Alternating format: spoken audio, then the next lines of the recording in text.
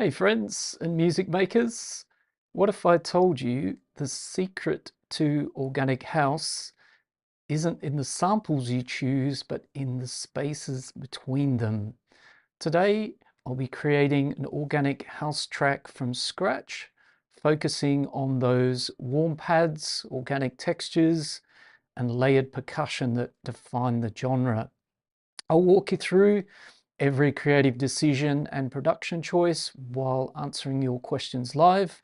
So if you've been struggling to get that kind of authentic organic sound, this could be the inspiration you need. Let's dive into this week's musical journey together. So let's get started. Let's have a quick test of everything, microphones. Let's play a little bit of music. This is kind of the idea we're going to be aiming for today in our organic house track, and then we'll refresh the browser and start from zero.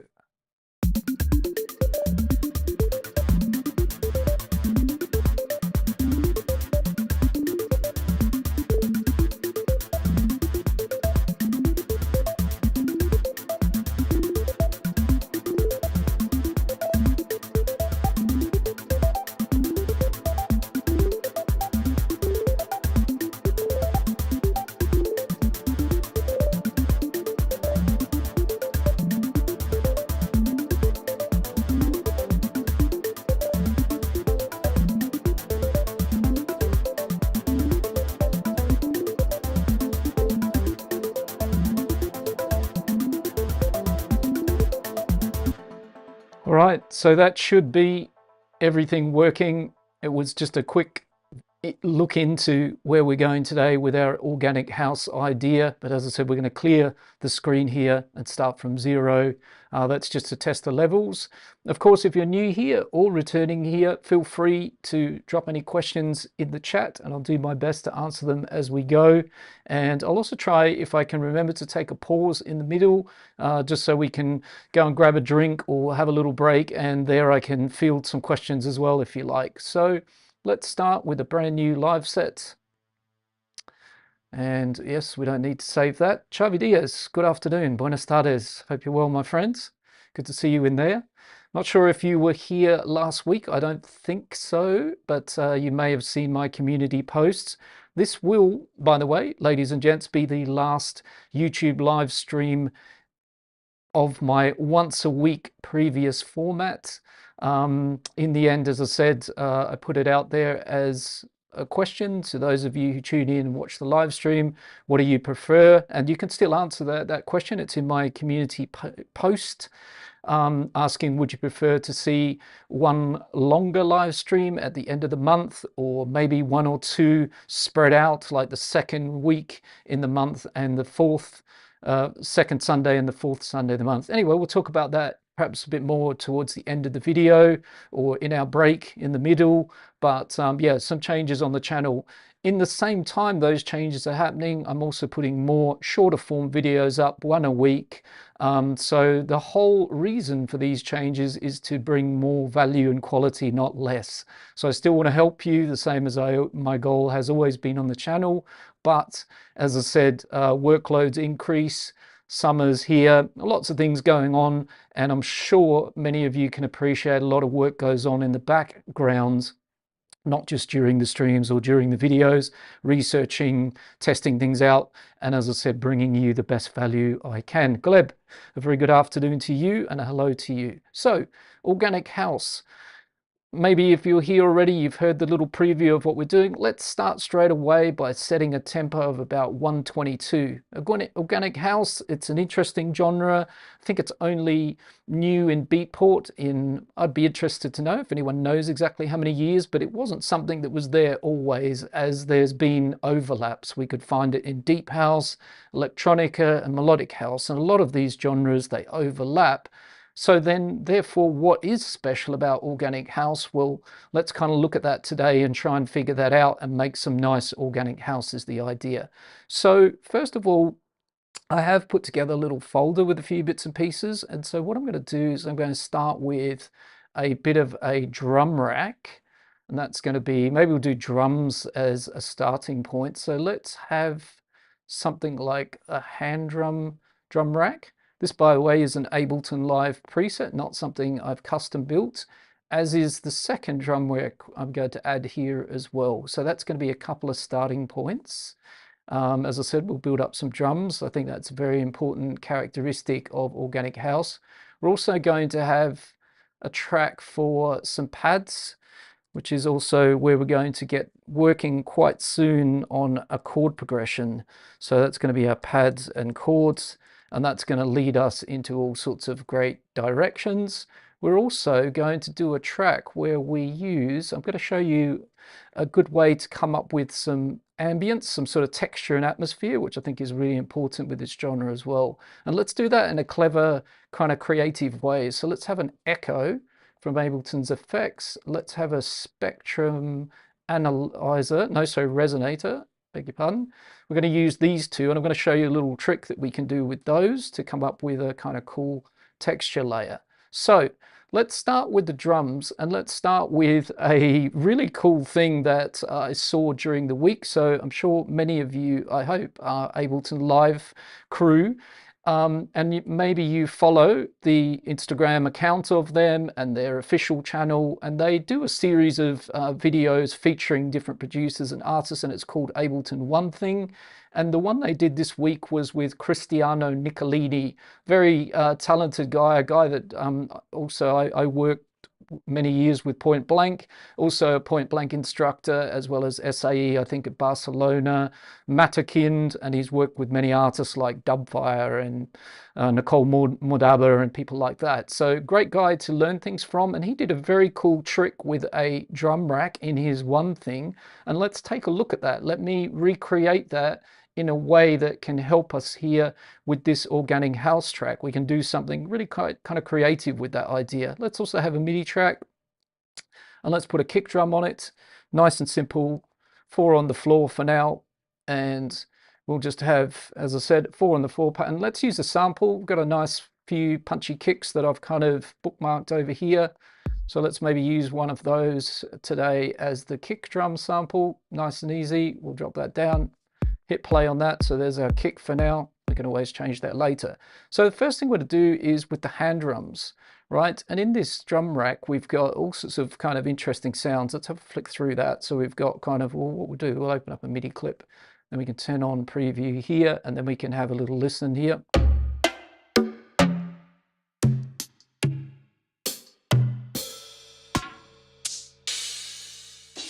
So crashes and rides.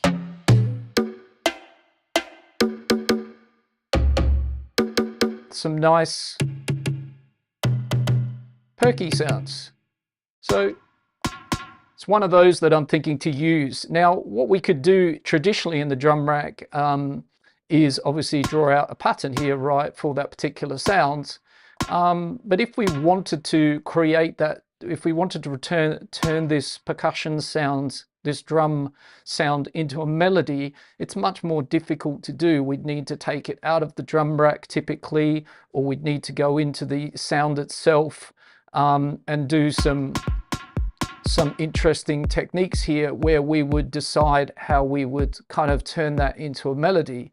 But what Nicolini, Cristiano should I say, I'm just going to call him Cristiano for now, showed us is there's a very cool little workflow we can do, which is basically we're going to send that drum rack to another MIDI track. So we've got the hand drum rack over here, and we're going to basically go to another MIDI track next door. So we start with a brand new MIDI track, and we're going to send the MIDI from the hand drums into that, and then we're going to choose the sound we want from the kit. So when I show you these things sometimes, you know, like, by the way, I never sort of show you all the possibilities. It's impossible, but I want you to think like with your imagination and creativity, that way you make things your own. But once I saw Cristiano's technique, I thought, wow, there's lots of things we can do beyond also what he showed in his One Thing video for Ableton. So let's, on this track, choose one of those perk hits. So let's say we do the 13 here. Okay, so now in theory over on this MIDI track here, we're going to see the normal piano roll, which is great, which means that we can pitch out perk sound up and down, right? And if we don't want that particular perk sound, we can go in here and change it. So this is the great thing about this kind of technique. It's really, really powerful because we've got our drum kit over here and we can use it conventionally, penciling in, drawing in, playing in patterns, but we can also bring it over here and now do a melody with that percussion sound. So let's do that. I'm going to use some of Ableton 12's tools. By the way, I hope you saw that Ableton Live had a discount, 25% off. I did put it in my community post, suggesting that grab yourself an upgrade if you were hanging on the fence to do it. We're in 12 here. I hope many of you have taken that opportunity to get yourself into the land of 12. So we are going to, in that case, open up a MIDI clip. We're going to go over to the tab where we can generate things from zero, and we're going to pop in here and we're going to use seed. Okay, so we're going to open up seed here. Norman, great to see you, my friend. Hope you're doing well. So we're going to open up seed here and we're going to create a pattern in here from zero. We're going to take a quick look around. We've got, you know, anything you want to change in here, always a good idea. Turn off auto and have a look what it's going to do for us. It's going to go between the pitches of C3 and C5. It's going to give us 64th notes to 8th notes, the variation. Let's bring that up a bit. Maybe 16th notes I think is fine to 8th notes. We could have a 32nd in there if we like. Velocity 30 to 100. I'm pretty happy with that. And the voices and density we can mess around with in real time. So let's hit auto. And now we've populated that particular clip from zero and it's got that percussion sound in it, right? Norman, I'm diehard Logic, lol. Well, that's okay. Logic is a fantastic bit of kit. Maybe this is still inspiring, right? And many of these things can translate in the world of Logic. So we get that. That's pretty cool. And then if we start messing around in real time,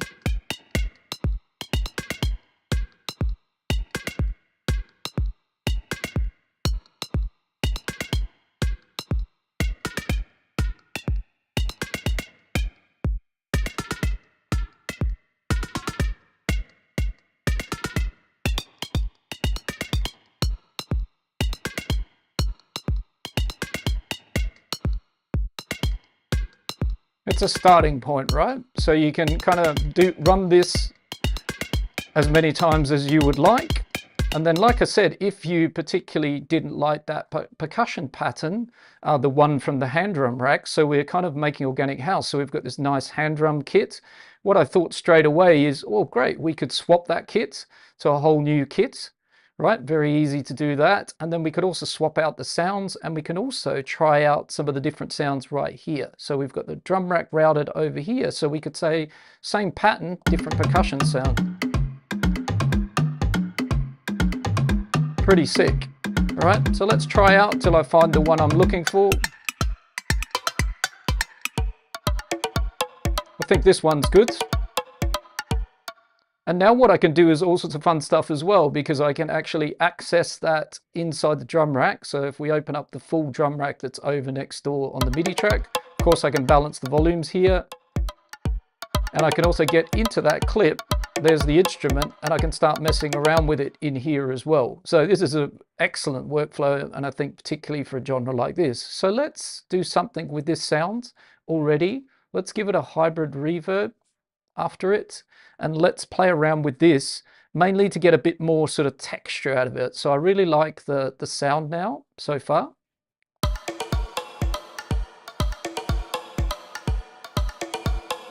So we've got a melody out of that percussion, sounding good. Now let's work on that hybrid reverb a bit. So we could do a few things. Bring the dry wet down. We could go all the way over into the algorithm, and we could choose something like shimmer.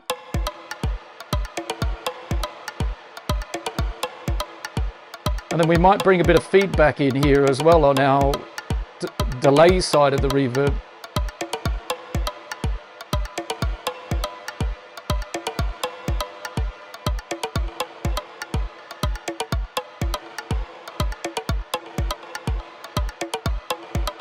Now you hear that little nice echo. So let's bring the blend knob back a bit. There we go.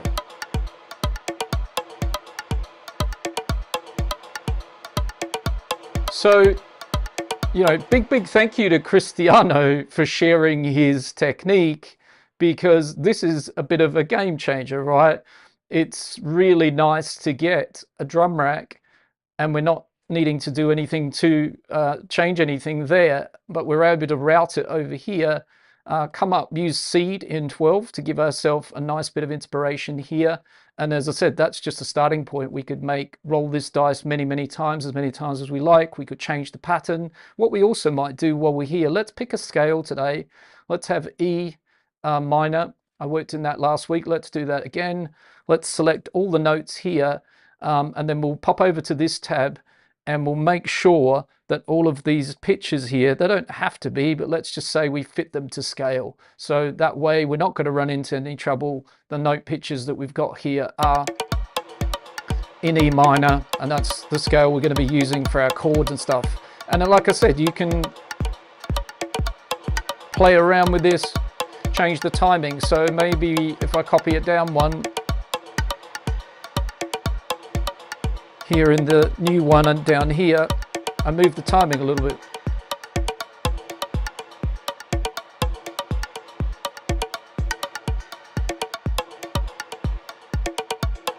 Right, so you could come up with a new rhythm, something like that. So possibilities, huge. I'm happy with the first one with the hybrid reverb. I'm going to work with that for now. So we've got our first step already. Let's go back to the hand drum now, over here, and I think it was a hi-hat or two, or a shaker. So there's a shaker in here, so let's use that in its normal fashion. I'll just have a bit of an offbeat shaker for a second over here.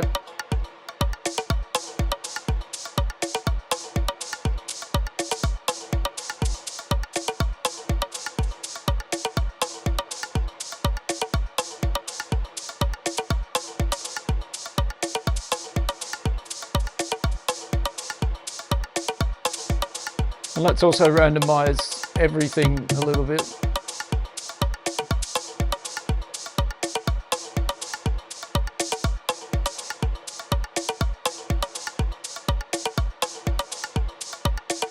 Nice, so as you can see, you can have the hand drum kit providing the shaker.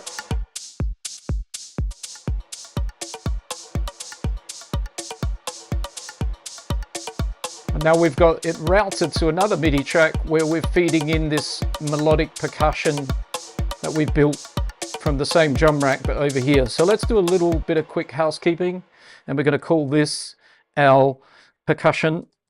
So this is the hand percussion over here. So we get a little nice drum groove going. Hand perk. Let me try that again. All right, and over here, we've currently got a shaker, but we'll leave it. We'll just call it the drum rack for now, the hand drum rack, just so we know what's what, because that's the only thing you do have to do, be a little bit neat and tidy here so you know what's going on. But essentially, this track is working with this track. What I often do actually is I'll group those, and so therefore we then know that this group is those parts together, because you don't see the volume fader on this one, but you will when you get into the, and this makes it easier as well to kind of control things, but you'll need to go in here when you want to adjust the percussion and the shaker, for example. So all that good stuff there. Let's do something similar with another drum rack. So let's have a MIDI track. Let's call this one the kick, as that's what it is. And let's say in this one, we are going to have a second drum rack. Actually, it's already there. Sorry, beg your pardon. I already did that. So let's bring this one over next door to the kick. And in this one, what I'm thinking to do is a similar kind of workflow. So we might use more than one sound from within it. So let's set up a new MIDI track, put it next door. And what we're going to do here is we're going to, again, route the ONYX kit in to here, and we're going to choose a sound. And I'm going to use this kick dirty, it's called. So let's just hear what that sounds like. It's that guy there. And what I'm going to do with that is I'm going to use that like as a bit of a bass line rather than actually as a kick. So it's going to play with the kick drum as a bit of a more like a bass. Let's play around with its velocity now that we've done that.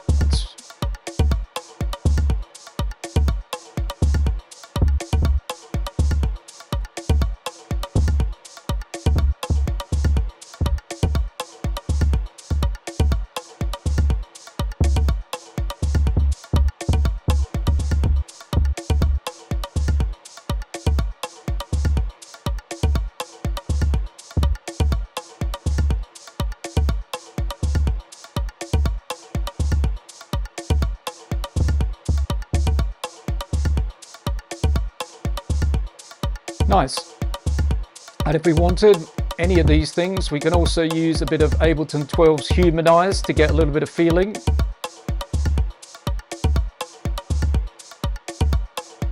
We make an organic house again, so we don't want things to be perfect. But we might go back on the bass here. But actually, no, I really do like that, so I want to actually redo that.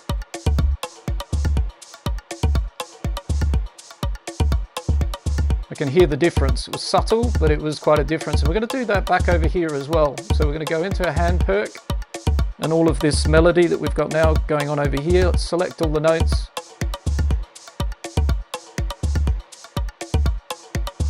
And give them a little bit of Humanize, 10%. So we're kind of making this track a looser, kind of more.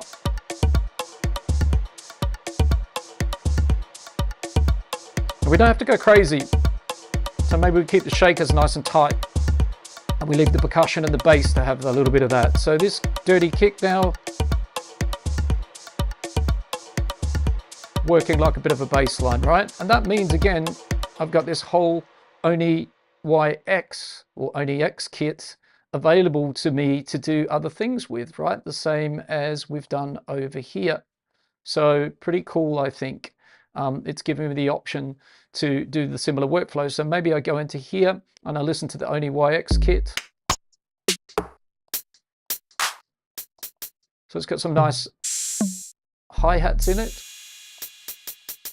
So maybe with this hi-hat pattern here, we do something a little bit with Ableton's tools, our 12 tools. We pop into this tab here and we use, well, let's go here, sorry. We'll use rhythm.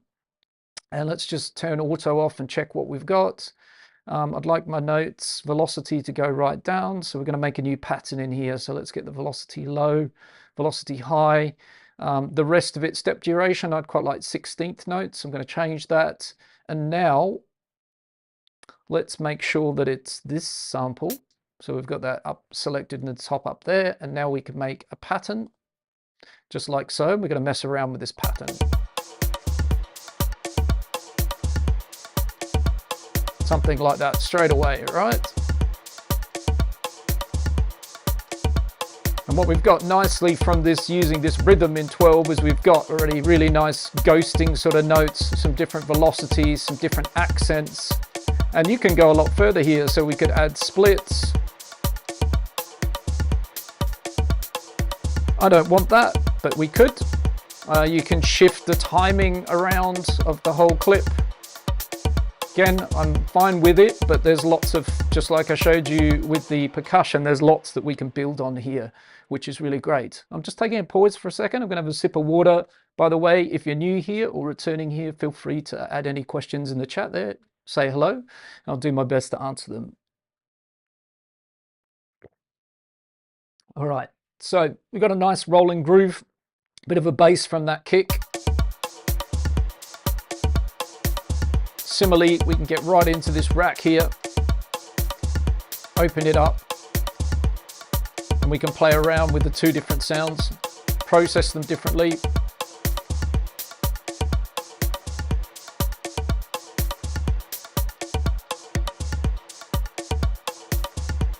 For example, this hi-hat.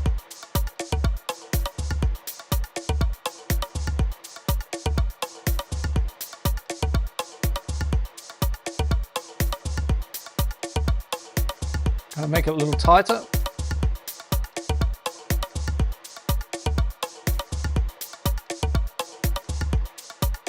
Maybe a bit of random panning as well.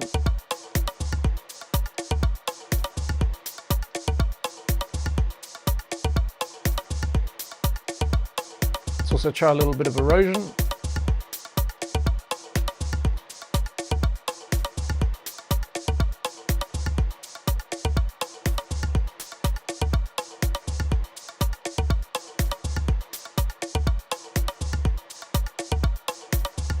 Just A/B that to make sure that's adding what we like. Cool. So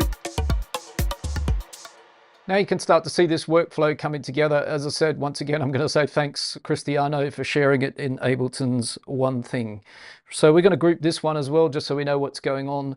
This clip here is providing the bass at the moment, or let's say the dirty kick, which is just acting like a bit of a bass.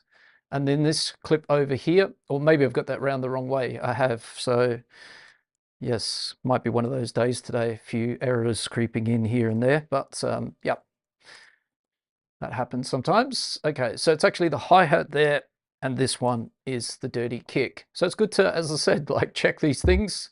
So you kind of, as I said, might want to do that so you know what's what.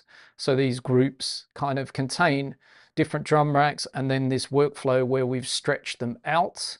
And yes, another thing that we could do with that, which Cristiano showed as well, which I really, really like. So maybe we do another MIDI clip inside of here. And what you can actually do as well as, just like here, we're sending the, this particular MIDI track has no drum rack on it, but it's taking a sound from the drum rack over here. And then we're able to do a complete new pattern over here.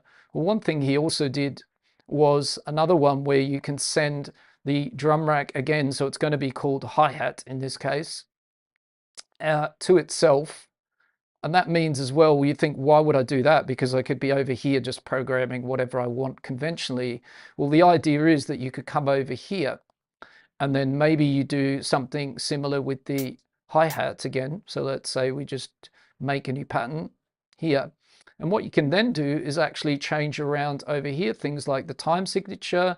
You could make this one polymetric so that it's going to turn around at a different pattern. And that's the reason for doing this. So now we can also feed that back to the drum rack with a completely different loop length to what the actual drum rack is doing over here.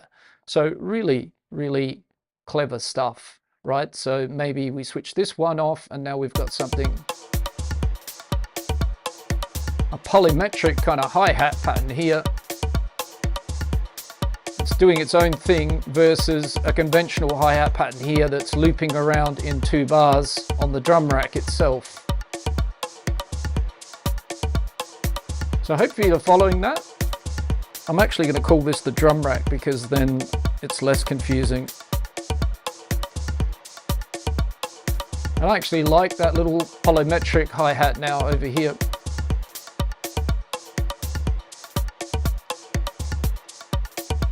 So let's call it hi-hat poly.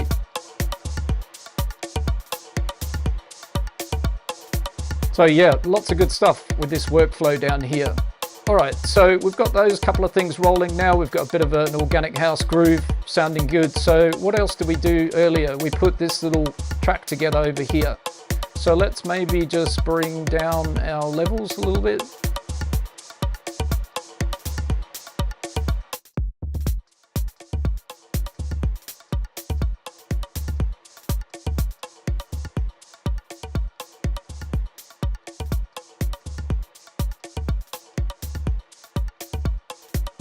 And one thing I'd like to do while we're at it is back over here on this conventional hi-hat track. So we've now got a couple of nice little patterns. What I'm actually going to do is copy that pattern over there to the poly, and we'll stretch that out. So that's a poly meter if we want to use that, because on the conventional track over here, when I say conventional, where it's looped up normal, I'm going to pop in there, and on the same hi-hat, I'm going to draw in a fast 16th pattern like so.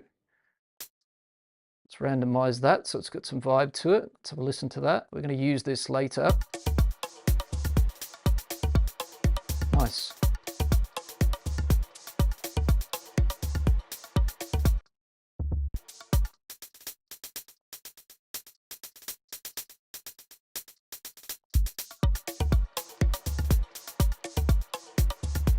That's vibing quite nicely with the shaker on the other track. So we've got that.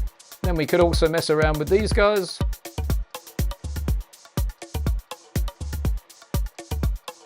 Could also put those on a different sample. We could also put them on a different pitch, which could be interesting.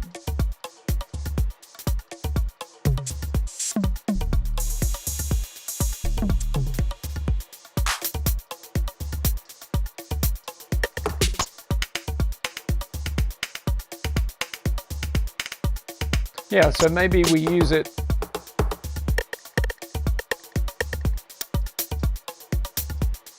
later for some sort of different percussion sound. That pattern could be interesting in its polymetric form. All right, so a couple of groups, lots of drums rolling. Let's get back over to this one and let me show you a little trick here where we can make, now we're going to make a little bit of texture and atmosphere in the background here, but I kind of want to turn it into a bit of a sequence. So I'm going to pop into the character page of the echo, and we're going to go to noise. We're going to turn noise on, and now echo is going to just make noise without having to play any keys, notes, keyboards, anything like that. So let's turn that up. And we've just got some pure noise here. Okay, and then what we're going to do with that noise, we can also kind of change some things on the delay a bit. So we make it a bit more stereo. Can also change the feedback. Watch out if you do a lot of feedback, because you might want to put a limiter there if you're going to mess around with that. We can also make the noise morph,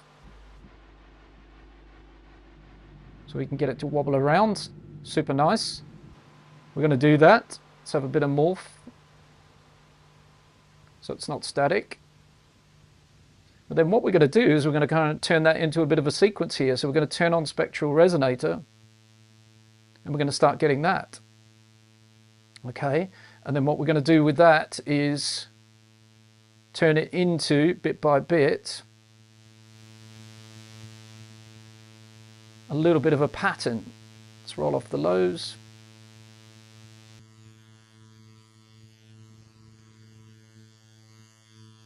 Let's put our track in. And let's tweak this a bit.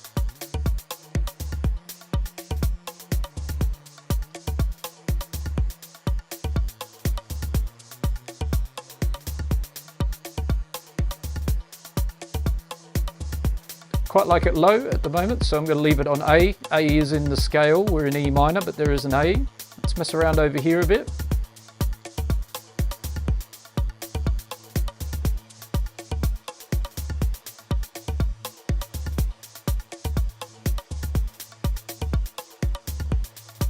This is rolling off the lows, by the way. This is rolling off the highs. So if we want to soften the noise a bit, and over here we can increase.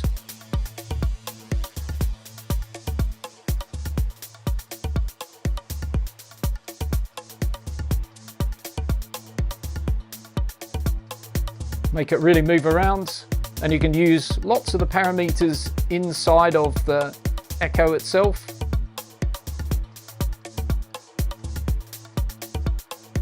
To make this your own.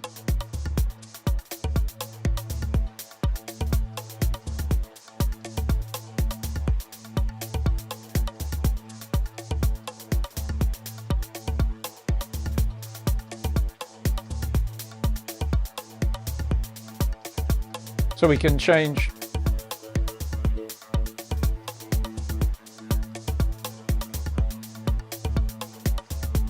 inside of the echo here to change that sequence a bit. If we turn off the resonator, it's just noise, right? And the resonator is very important here because it's what's turning it into a bit of a sequence.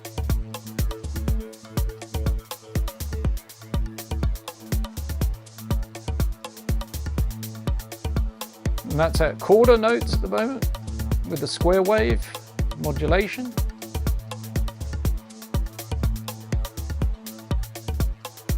I think I'll stick with quarters. So it's not static, it's kind of this nice echo with the resonator.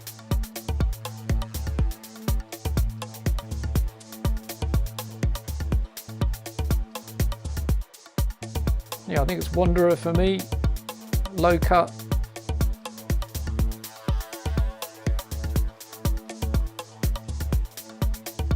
Change the shift down the bottom a little bit. So a pretty cool sound made from nothing really, essentially.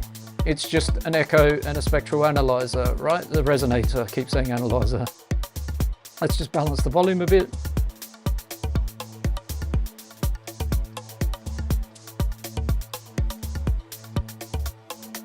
Let's put an EQ on this, cut away any low end that we don't need.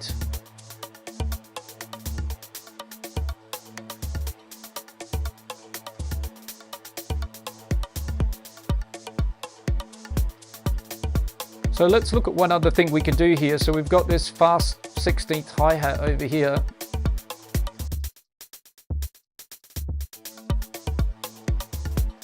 But I'm wondering whether I might like that on the percussion, actually, on the shaker, should I say, which is over here.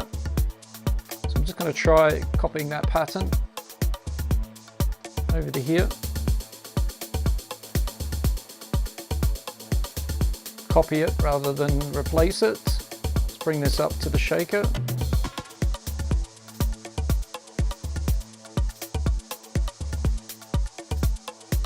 Okay, no, stick with what I had.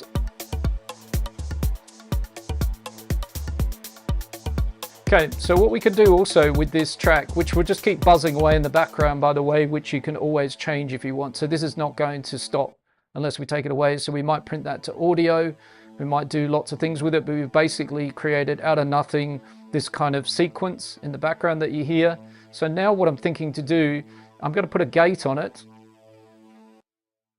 And let's kind of put the gate here. And the gate is going to listen to, it's going to be sidechained to Group 2's drum rack, this clip of the 16th hi-hat. So we sort of want to dig in and find that.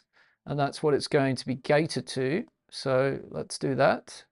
So we're going to go into this drum rack, and that should be enough. So let's see, let's bring our threshold down. Let's go in here, and then let's say it is the hi-hats. Which one is it? Let's go and check. Closed, hi-hat closed, only X. Okay. So we need to make sure we get the right one in here. There it is.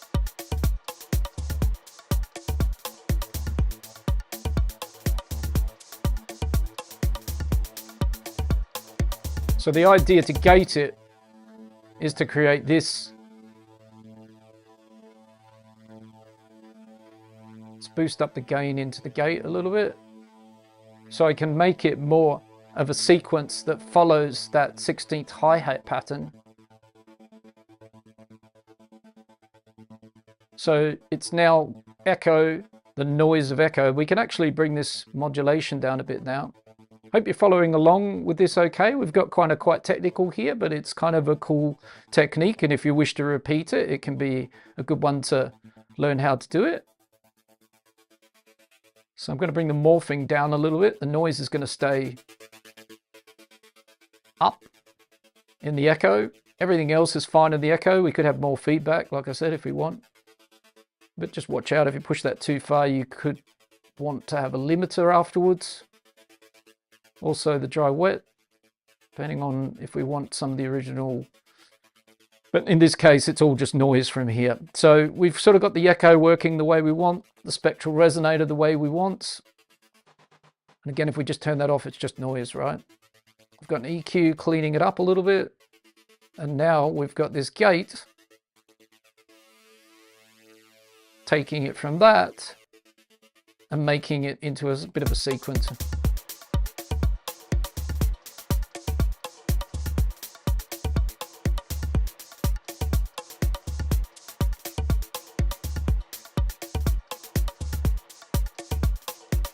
So just need to make a little bit of an adjustment or two.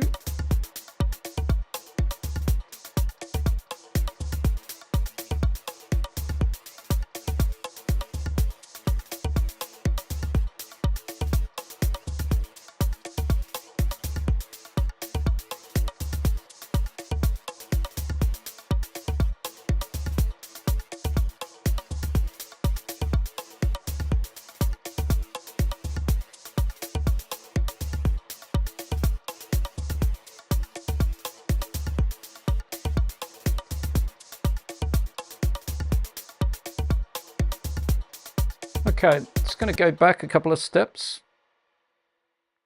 Just kind of lost something that was good before. Let's just get back there a little bit.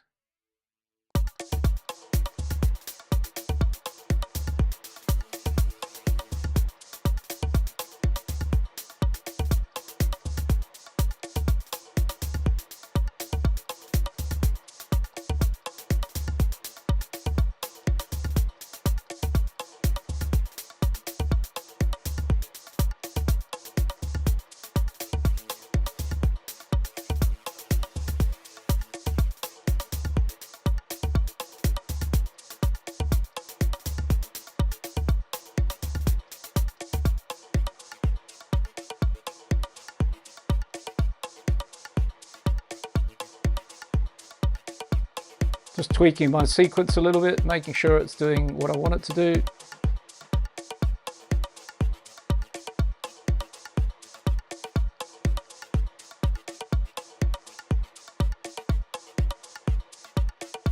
Okay, that's pretty good for now. So now we've got our little sequence out of this workflow, echoes, noise, into a spectral resonator, into a EQ8 to clean it up a bit, and now with a gate that's following this 16th hi-hat over here in the drum rack.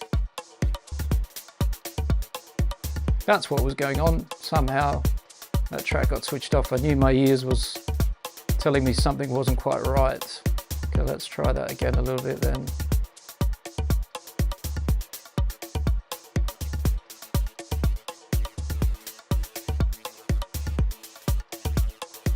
I kind of quite like this, more like that.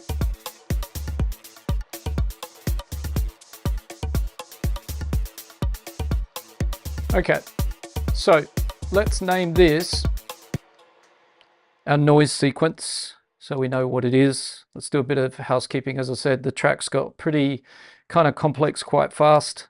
So let's kind of get it back in shape here a little bit for myself as much as anybody who's watching the stream, so I know what's what.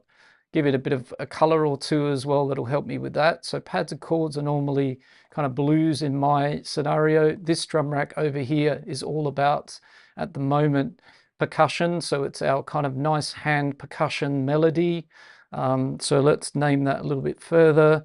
So if we're looking for it, we know where that is. This one here is a shaker, so let's name that. The tricky thing in here is the workflow kind of can be a little bit misleading because we're using some clever routing here, but we'll just call this the hand drum rack, which it is. So it's the hand drum samples. That should help a little bit. Color that up. I know this kind of stuff is boring, but it's super important. Otherwise, as I said, you can easily get lost in here and not know what's going on. So again, this is a closed hi-hat over here. So let's make sure that's labeled closed. Then we'll get back on with the music in a second. This is the dirty kick. That is completely right. That's being used as a bass line, and then over here we have the drum rack, but again it's playing our closed hi-hat, so let's make sure we understand that. So it's also a closed hi-hat, nearly there. So let's give that some yellow action. That's my color for those. And then over here again we've got R, and we're going to call this the only X, which it is, rack. Great. So now we're back in a bit of clarity, and if you want me to clarify anything that you've sort of seen along the way, let me know. So now we can kind of work with what we've got here.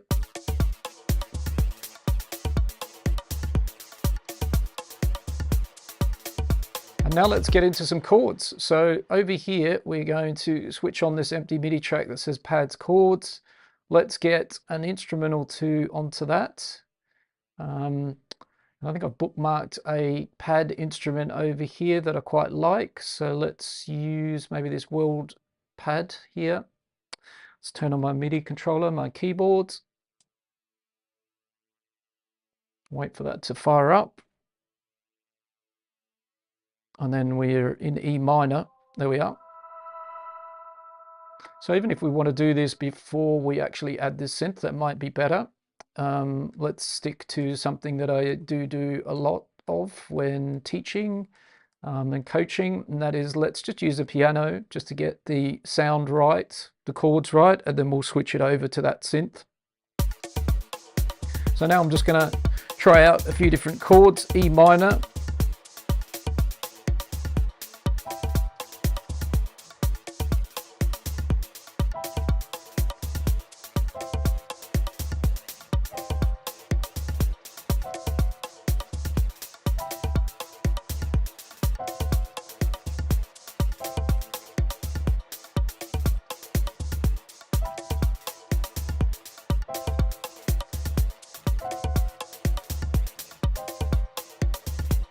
Something close.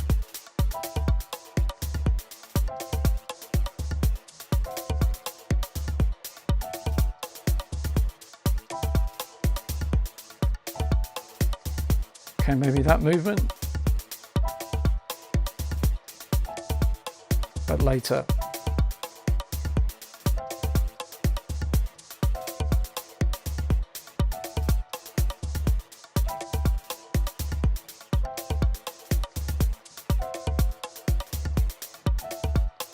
Not that one.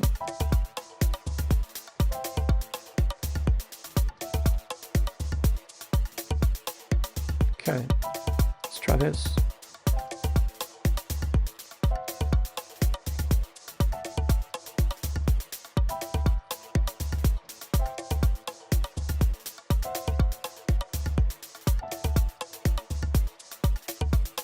Okay, so I think that progression kind of moves. Let's look at capture. Moves in an okay way, and then we can sort of come back over here and loop up one of these takes here. So we should be starting sort of more or less here. 4 chords in it. We're in E minor. So these are the sort of 4 chords here, going from the E down to the C, then a sort of inversion of the C, and then back up to this E here. So let's say we just do a little bit of quantization action here and get all of these on time with the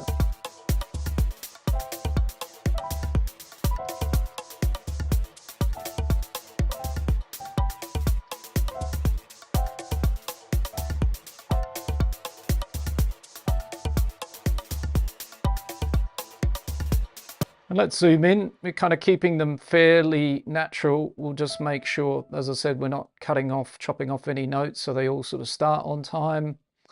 They're all played in by hand, so they're going to be nice and kind of organic on that side, which I think we want to keep. Let's bring the end of the notes in here a bit as well, to the end of the bar.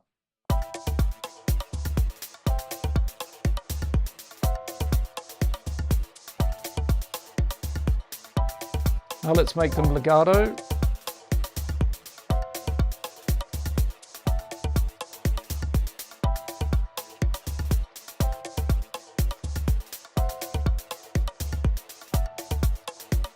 Okay, so this chord here, it could be a little bit different. Let's try maybe the B on the top up here. So we've got, it is different to this chord.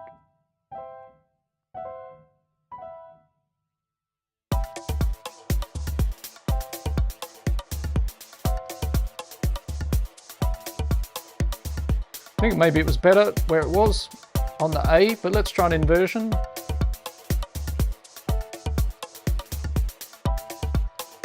And why this would work quite well as a voicing is we've got a common tone in a few places that we could work with if we do some inversions here. We might leave it, but we've certainly got, you know, this tone, common notes side by side. So if we use inversions, like if we put this note down here, then these 2 chords share 2 common tones. And I've spoken about this in my harmony video on the channel here, voicing your chords smooth as butter, making things work. So common tones, and they're in the same place in the middle of these 2 chords if we invert it like we've done now. And then over here, we've got similarly shared tones, and then here. So this chord progression's already voiced now as smooth as butter, but we might go back with this note up here. The one thing that I do like the look of in here as well a bit is there's this, you know, there's a little bit of a voice leading down, or here. That's even better. It's in the middle of the chords on the thirds. It's kind of going nicely downwards.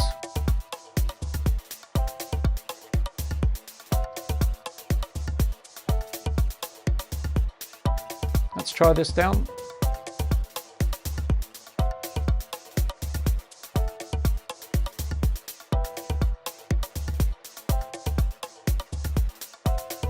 So you could be the judge. I quite like it at the top. So let's leave it up there. And now we're going to switch out our piano. And to be honest, I didn't use any quantizing tools there other than just sort of brought things a little bit to the bar. There's lots of kind of like it's overhanging here. So it's not starting exactly on, and shorter notes and longer notes, but it kind of, again, perhaps works really well with this organic house because it has this kind of looser, more humanized, more played in feel, right?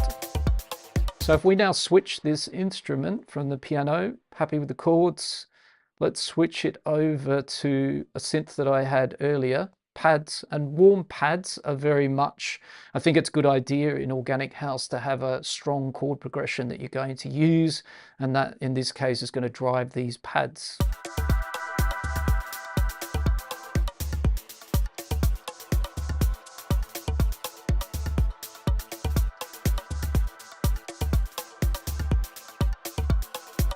Now we're up quite high here, so we could also try coming down an octave.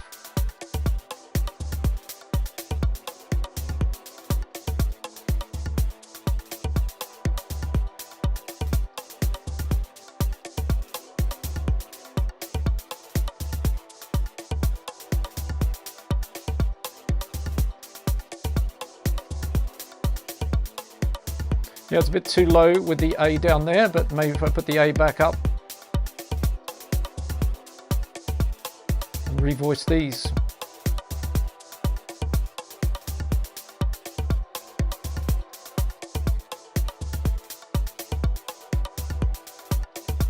So as you can see, there's quite a lot of ways with inversions to revoice the chords. I think that works the best for where they're sitting in frequency with everything else.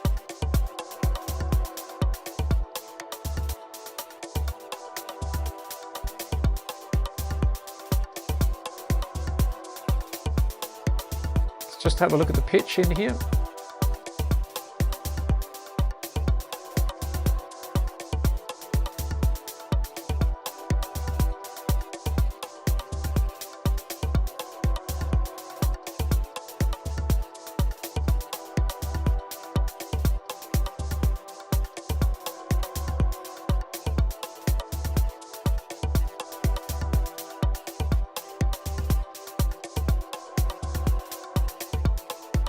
Just making my little noise sequence work a little bit better with the music that we have now.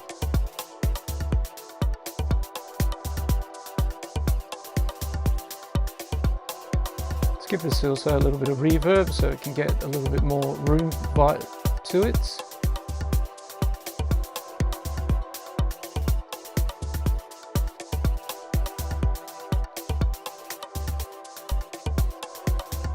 All right, so we've got some nice percussion, we've got nice groove rolling, we've now got our chords in here and a chord progression, we're in E minor.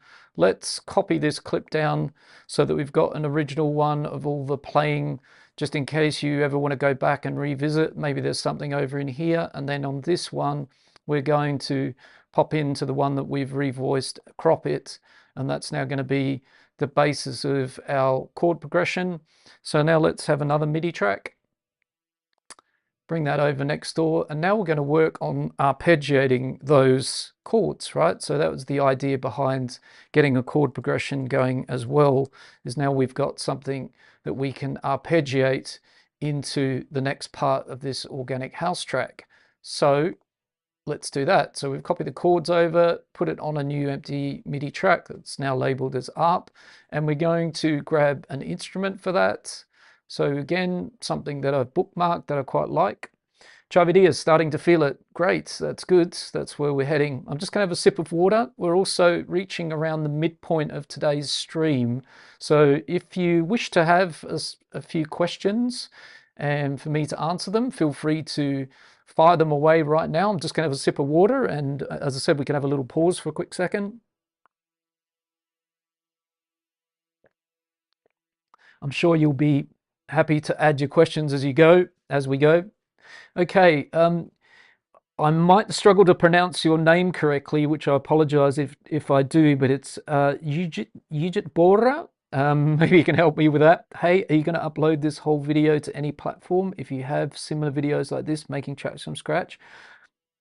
Great question. Yes, this is YouTube Live, and it will be staying on my channel once the video wraps up in another hour's time. And yes, there are many live streams already there, very similar to this. And it's also, so let's break it down. Yes, the video will be saved and you can watch it back in replay.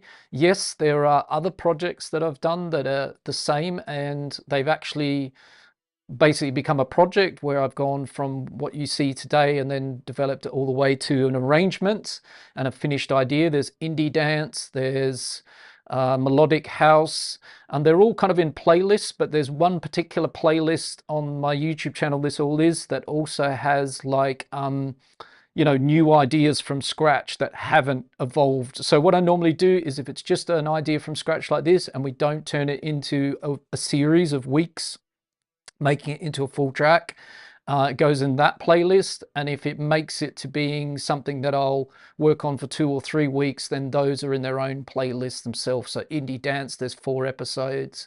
Melodic house, there's like 4 episodes of different projects. There's an electronica track, 4 episodes. So I hope that helps. I'm just going to say YB because, as I said, I'm probably messing up your name, which I really apologize. Lightning effect. For what purpose did you use the gate in the channel? Great question. So over here, that would be the noise sequence, right? So the gate essentially is creating the rhythm. So what I'm doing is, the gate is sidechained, right? So we've opened up the gate effect and we've turned on sidechain, and it's listening to the hi-hat that's over here that's playing 16th notes, right? So there's this pattern of this closed hi-hat over here with all 16th notes. And what that means is, with it sidechained to that, it means that I can use that 16th note pattern to create a rhythm on top of this noise track. So if we listen to it with and without the gate, so here it sounds like this. So it's like static noise, right? So if we grab ourselves a utility from over here, let's make this a little bit louder. So that's the noise track, right? We've got this echo making some noise, and it's got a spectral resonator turning it into the sort of sound, the tone that you hear. We've got an EQ cleaning it up, and we've got a little bit of, we can make the noise move a bit. So that moves it around our head a little bit and morphs it around. But the gate, because it's sidechained to the closed hi-hat, I'm using it to get that really nice 16th pattern. So it's a way to get a nice rhythmic pattern on this static noise. It's all because the echo is just pure noise. It doesn't have any pattern to it. We can modulate it, we can make it move around a bit, but we can't turn it into a pattern. Or we kind of could. I was playing with this square wave in here, was almost doing the same thing. But the beauty of the gate is we can send this different triggers with different patterns. So for example, if I put the kick on this instead of the closed hi-hat, you'll now hear a different pattern.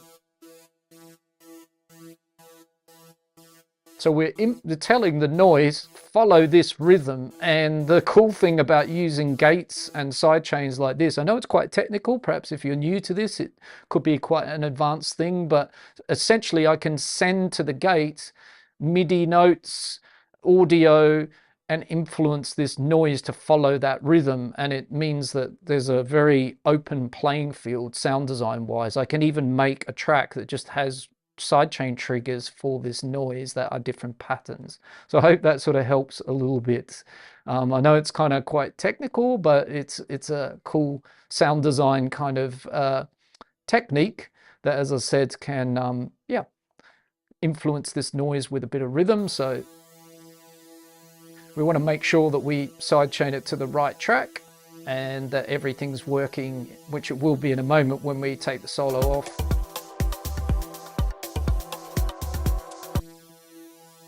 So, you know, that's one thing. When you start changing this around, you need to make sure that you go back and make sure that you get the right pattern that you're looking for in here. So it's actually, you know, in here that we need to get into and choose the right pattern. Normally it's a bit simpler. There's a few things going on here to make this come together. So hopefully that helps. Lightning effect. It's okay, sir. It's kind of a hard name to pronounce. I know you can say it like yeet, but Bora is much easier. So yeet Bora, there we go. Thanks for your help with that. Always like to try and get it right. My name gets messed up a lot, so I'm pretty easygoing when it comes to that. But thank you for your help with that. Thank you very much for your answer. You're very welcome. So if that's it for questions for a second, let's jump back in. Hopefully lightning effect, that's kind of explained what you were hoping to understand there. A dynamic process that allows the sound to be heard only when it goes above the threshold. It's not really. It is a dynamic processor. Well, it's a side chain. So I know you're thinking about side chain compression and kick drums and ducking a bass out the way when a kick plays. We're not using the gate here to duck anything out the way. We're simply grabbing a rhythm from something, whatever that might be, and making that rhythm influence the sound that we place the gate on. So I'll give you one last quick example here. If I copy this gate over onto the chords and the pads that we've just made, so we pop over here and we turn off the gate, so the pads sound like this. So they're very sustained, long notes and a pad. If we put the gate on here, we can do the same thing as the noise. We will now make these pads react to the hi-hat that's happening over. Okay, and so if you're fans of people like Bicep and artists like that, there's a lot of, you know, gating and envelope followers and side chains used to get this. And it's really quite beautiful. So we're again stealing this closed hi-hat right over here on track 3, and its 16th note pattern rhythm is now influencing this pad track through the sidechain in the gate. So yeah, you can obviously watch this video back on replay and follow along with all the things I've set up here, but you will need to adjust it depending on what track you put it on. Okay, so I'm going to leave the pads though nice and sustained, but the noise, I do want that gate. Okay, it's part of that, how this noise kind of came to life actually.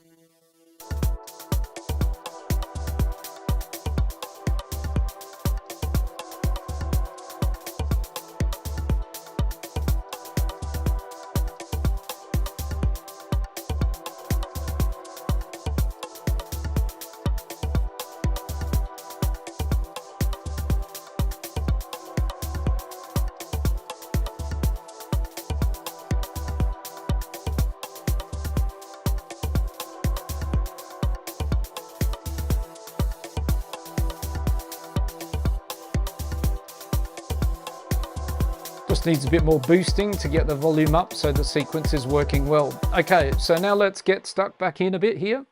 Lightning effect, you mean, for example, sidechain-like effects that create rhythmic effects by making the sound? Yeah, kind of. It's, like, as I said, I think just study the video a little bit, give it a try. It sounds like it might be new to you, lightning effect, which is fine. As I said, it's quite a sound design kind of concept here, but we're, yeah, gates and envelope followers, they're two tools we have in our sort of toolbox as music producers, and they can be great for, like I said, following the pattern of something else and transferring that onto whatever we want to transfer it. So I've got two very static sounds here, and I'm using gates like I just showed you on the pads to turn that into a rhythmic choppy sound. And on the noise, it's really important because the noise has no pattern to it. So if we play the noise without the gate, it's just static like that. It'll just drone on like noise, and maybe that's what you want in your track, but in my case I kind of want that I have this pattern that we now hear. So if I solo this with this,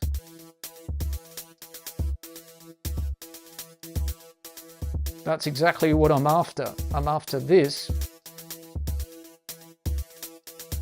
making my noise more vibey and grooving with the rest of the track. Okay? Okay, so our arpeggio track, we've got our chords copied over from the pads track. We're going to grab an instrument and turn them to get some sound happening. Feel free to keep coming with your questions. We can have another pause in a little bit and dig into those as well. So I'm going to use this mod amp sine bleep sound. And what we're also going to do here is we're going to grab an arpeggio to put in front of this. So this is our instrument. So if we hit play now, our chords are not arpeggiated.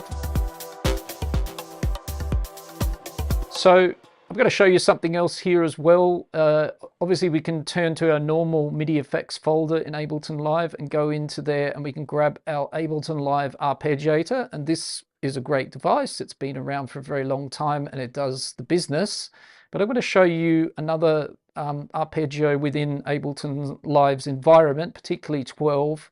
And if you have Ableton Live 12 and Suite and you go into the packs, I would really recommend downloading the sequencer pack, it's called, this one here.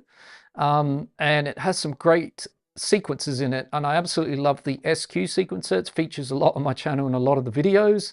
But I'm going to use the step up. So in this folder of sequences, as I said, you find it in packs in places, and if you don't see it there, you'll need to go down to where the available packs are in here, find it in there, and then download it and install it. But you'll need to have Ableton Live 12, and you'll need to probably have Suite to see that, I would think.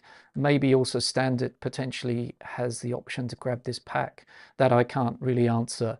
But I'm going to grab the step up, and we're going to drop that on the track. And as you can see, it looks a little bit different, right? And it just gives us a little bit more options again of ways to kind of like create a new arpeggio rather than sticking to what we can always do. We can go a little bit more advanced again. Lightning effect, you do these with the built-in plugins, but I use third-party software plugins through trial and error. I haven't worked much with the built-in plugins.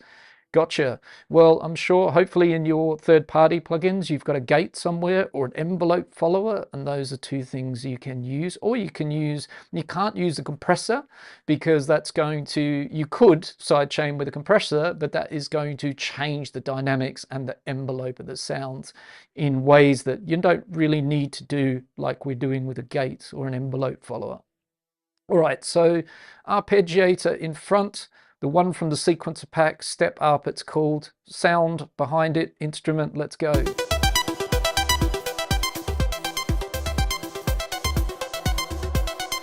Okay, so quick walkthrough on the interface here. What's going on? Well, typical arpeggio, we've got our rate over here of the arp. It's currently 16th notes. Couple of cool features here. We can turn on triplets or dotted 16ths or whatever value you've got here. That's really, really nice. We don't find that in here. So we've got triplets or dotted. We can sync it. That's great. We could have it the arpeggio to the tempo of our project, free rate, all sorts of good stuff there. We can add some swing, and then along the top here we've got the main sort of areas we can work. We can have like octave variations here through up or down, down and up, and random. And then we've got some different modes of how the notes get arpeggiated, and again, up, down, chord, random, lots of good stuff to try out. We can note sync it to our scale, key sync it if we need to, but our chords are in key, so we shouldn't have any problem there. And then we can change the length of the sequence here. So how many steps it's going to sequence through, all sorts of forwards, backwards, alternate random, so the direction it will play through, and then we can randomize different sections of the arp. So let's start with the chords again being arpeggiated, and then I'm going to work through trying some of these different sort of things out, and we'll go from there. Lightning effect, would you make a collab with me? You'd have to send me an email, but I'm not sure that it's very kind of you to suggest that, but I'm not sure I've got the time, to be honest. But you can always reach out via email in the bottom of my channel description, and then we can have a chat out of the stream. Okay, so let's get over here. Let's make our sequence a bit shorter.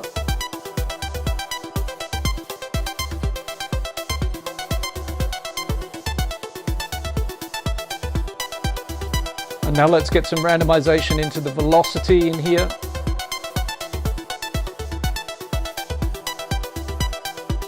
Take out some steps.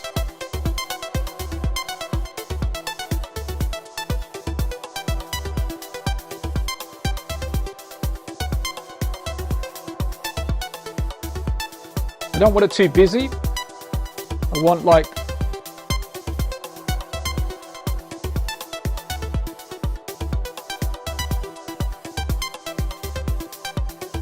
something like that could work. And again, if I open up my length here, so 8 steps means I've got a shorter sequence pattern here, and I've removed some of the steps so they're not all playing. Length is pretty straightforward. If you randomize this, this is the length of the different notes that will be arpeggiated. So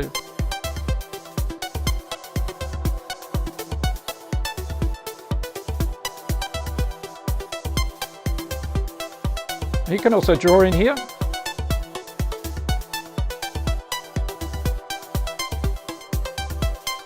Or roll the dice. And you can also change the slider on the right here, and that will change how much the dice is randomizing.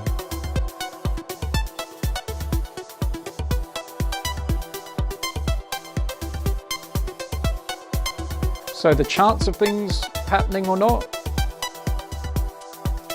So that if you randomize the chance, that's the chance of when the steps happen or not. Let's leave that full. And you can turn these things on and off, right? So I'm pretty happy already with what we've got going on there, right? Let's try triplets for a second, just so you can hear what that does. Or dotted.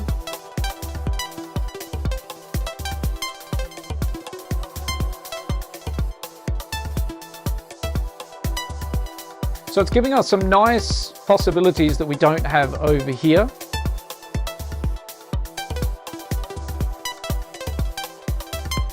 And we can get a really different kind of sequence and arpeggio, right? Let's try a little bit of swing.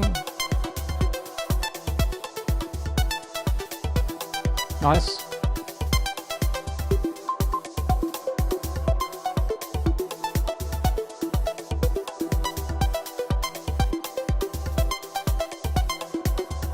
Okay, so let's print some of this arpeggio. We could also be doing this in real time. We can be messing around with this a lot in real time and tweaking all of these parameters and getting lots and lots of results. So it might be a good idea already to start printing what we've got here. So we've got that in MIDI. There is another great feature about this step up. As I said, maybe we could just do 2 hours just looking at how we can make pretty arpeggios with it. But like I said, the reason I've chosen it over our default Ableton arpeggiator is it's got a lot more depth to it, and so lots more fun stuff. Particularly this section here as well, which allows me to sequence something on the instrument. I'll show you in a moment, but this bottom one down here means I can also map my sequencer to parameters on the instrument or even an effect. And you know, if I do that, I'm going to be better to print to audio so that I capture that, but I'll give you an example so you can see how kind of cool that is as well. So let's get an empty MIDI track next door to the arpeggio. We're going to arm that. We're going to get the MIDI from the ARP into there. So we need to say, listen to the ARP, turn it to in, and now when we hit record, we're going to start printing that ARP pattern, these chords being arpeggiated, right?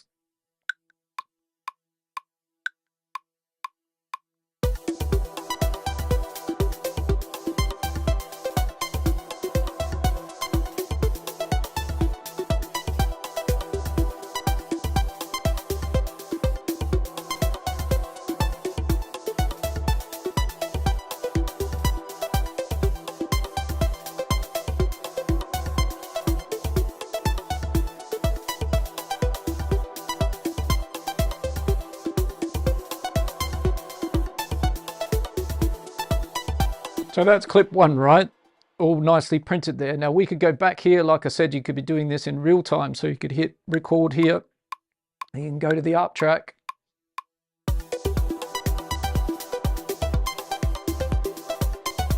And then you can mess around with all of this. But now I'm going to be changing this, right, from what it was. But the good news is we've already printed our favorite.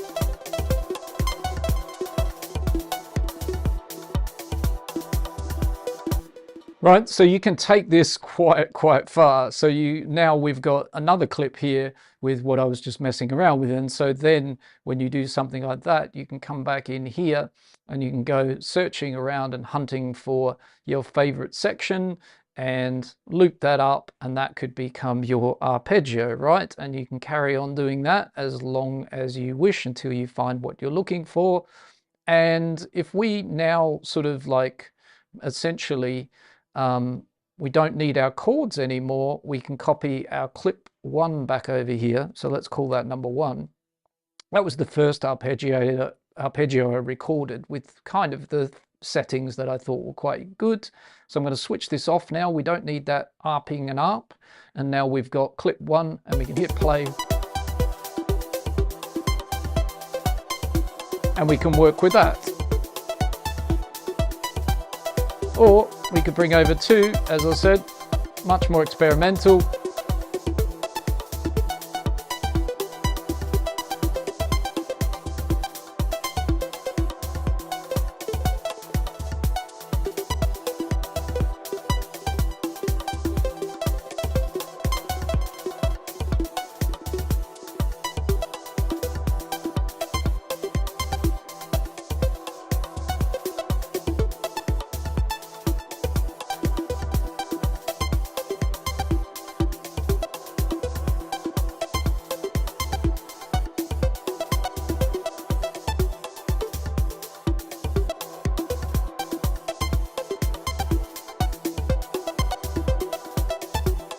Kind of an interesting loop there, I think, for my ears.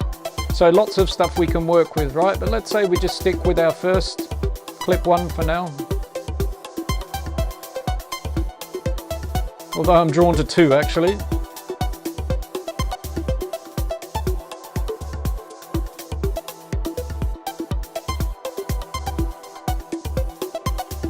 Let's have a balance of our volumes a bit.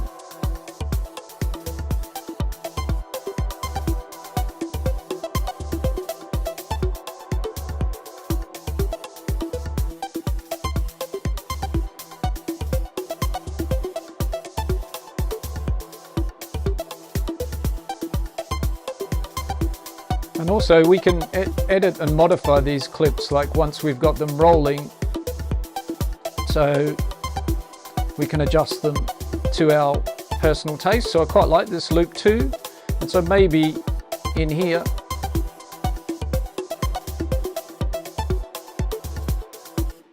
let's copy it down so we've got an extra of the 2, something I've always been in the habit of doing, so I can always go back and you know, work on things. I've got a backup of a backup. Xavi Diaz, yes, we are grooving, maestro. Thank you, my friend. So on this one, what I was thinking to do is make some edits. So I'm going to right click in here, crop it, and then maybe with these top notes, we just bring down a few of these a little bit.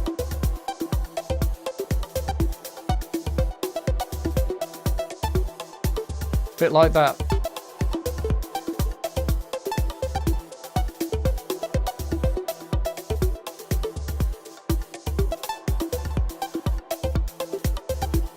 Also velocity we can adjust a little bit.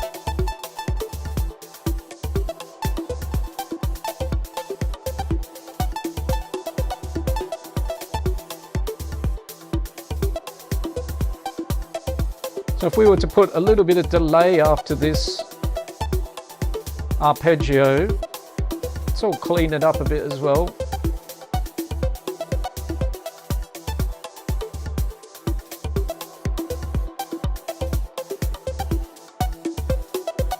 It does have a delay built into the instrument, so let's just explore the instrument for a second.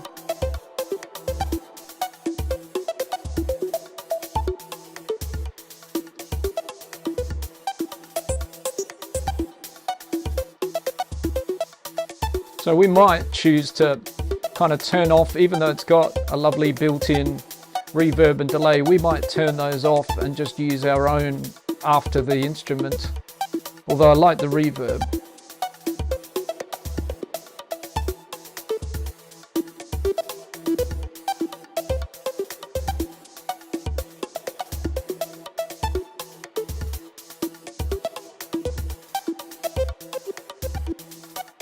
So we can soften the attack. There's some nice settings here we can use, and we could automate these through the arrangement of the song. So I'm just exploring what this mod amp sine bleep does, and this is a preset from Ableton Live. Sounds really good. So an operator with some effects. Nice job on this.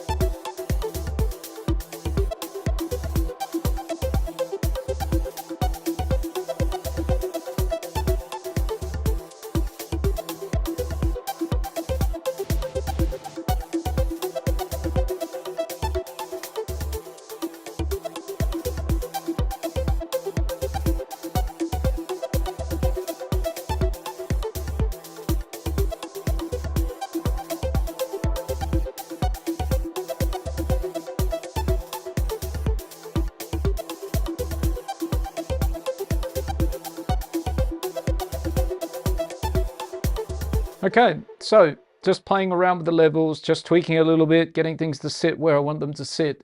So now let's say we just see if there's room for another little melody. We don't want to go crazy and overcrowd everything. We've got this nice art playing off the chords. And if we sort of to look at those, you know, we're kind of in a similar range, let's say. So, you know, maybe we don't have a strong bass line at the moment, so that might be something we see if we can incorporate as well, like as in a perhaps just a simple root note bass. But we could try these chords one octave down just as a lower, and that puts the arp a little bit away from each other, right? So if we try that, let's have a listen, but this would be about as low as I kind of want my chords to go if they go down there.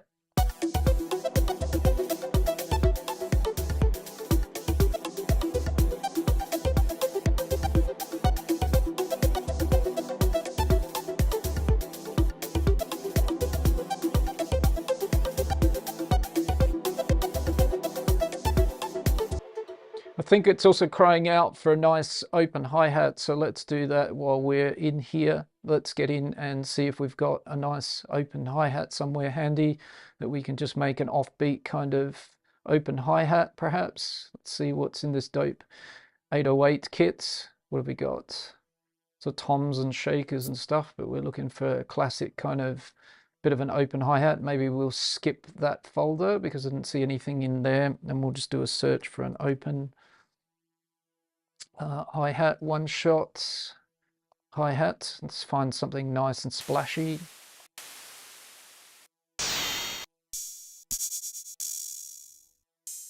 Yeah, these samples are DR660s are normally pretty good. Let's come down.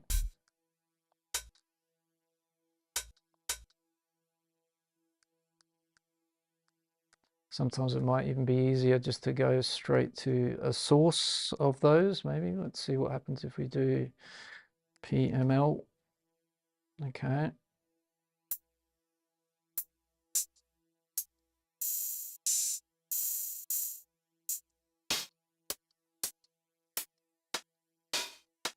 Like normally I'd have something close to hand, so we wouldn't be doing this.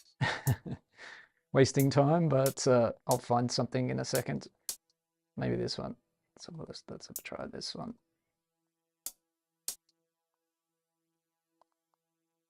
It's just because I heard it and I was thinking, well, let's get something in already just to complement that.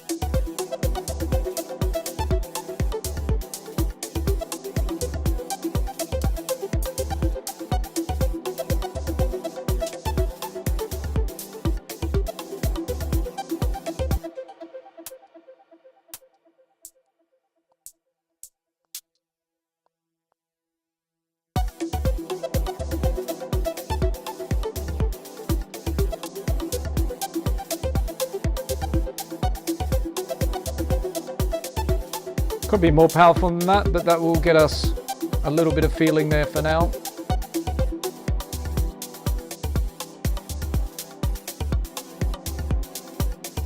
Yeah, they're a bit dark, those chords down there, so I'm going to change that plan. They're back up here.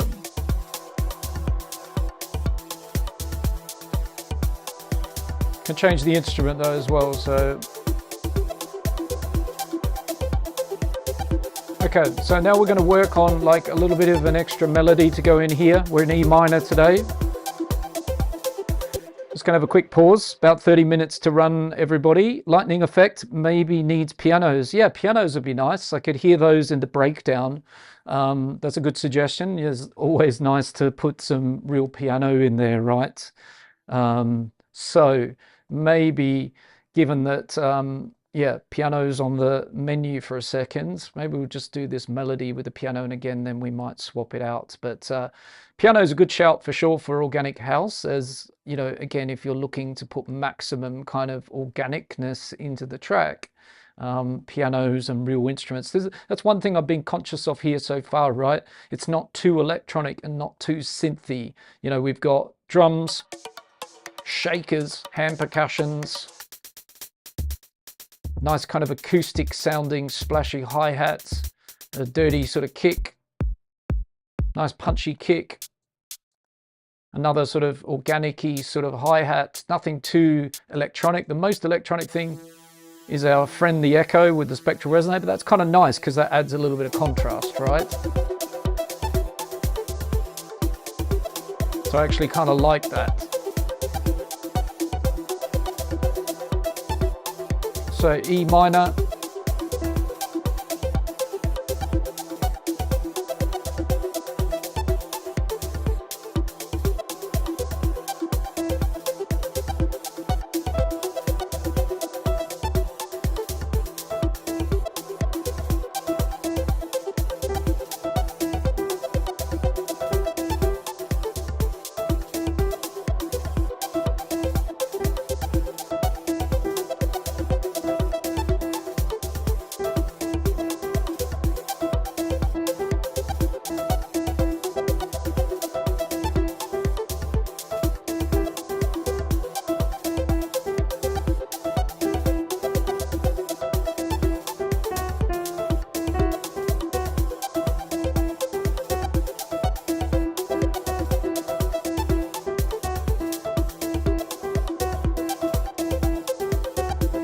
So just freestyling out a bit of a melody here, right? That can go in with the ARP and the chords. We're in a piano, thanks to the suggestion of lightning effects. I'm going to try this up an octave.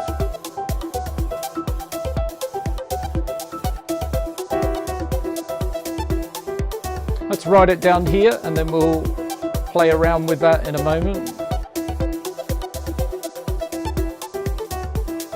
And also, for those of you who might have spotted, so far we're in key, which we're going to try and sort of stay in key for the moment. We've got same sort of note lengths. We're going to add velocity in here as well. We might humanize them as well. As I'm not playing this, I'm programming it. The chords are played in.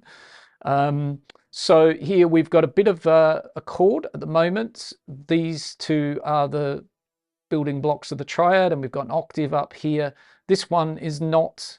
Well, it can be in a chord, but it's not in the first triad, but it adds a nice bit of tension in there, that little F sharp in there. It's giving it a little bit of interest.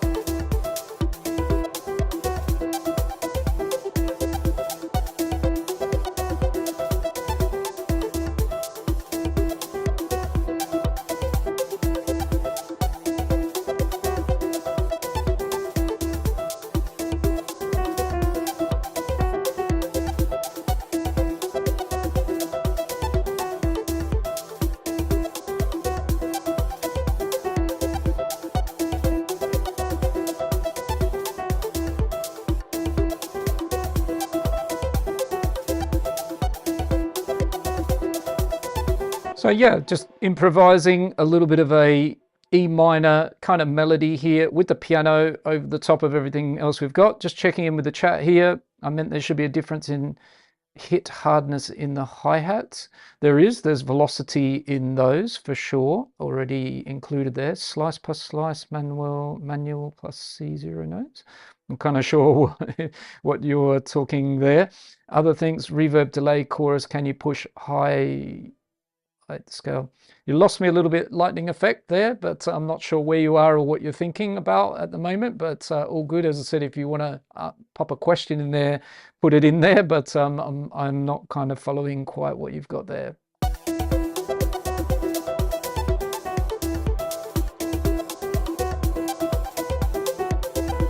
Yeah, I'm going to keep this quite group placed.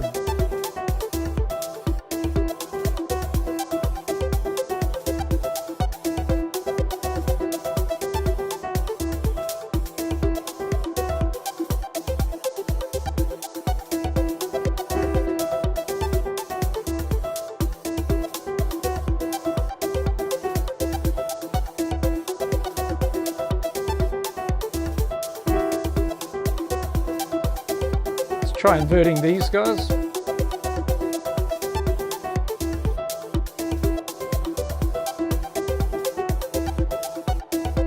Works, but try the other way with the reverse.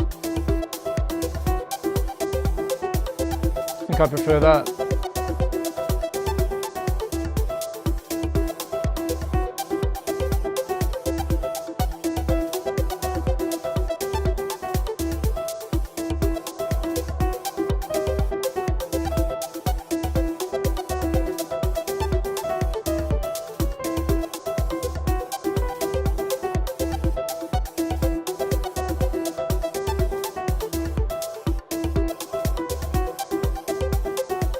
Here we go.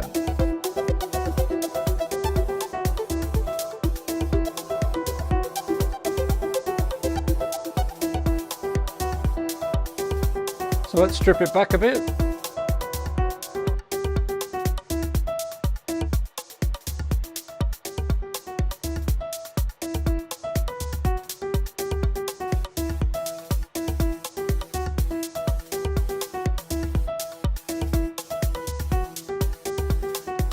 So we're going to do this piano track with a synth and without, and we'll see what we prefer. But the little melody idea is kind of interesting, I think, for now. Has a nice feeling to it. Let's get some velocity into that as well.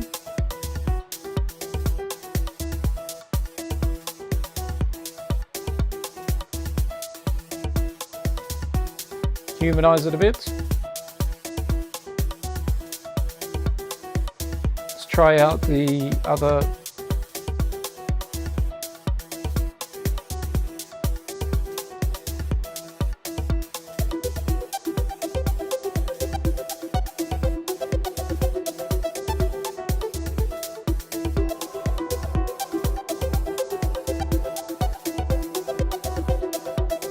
I think we're cooking.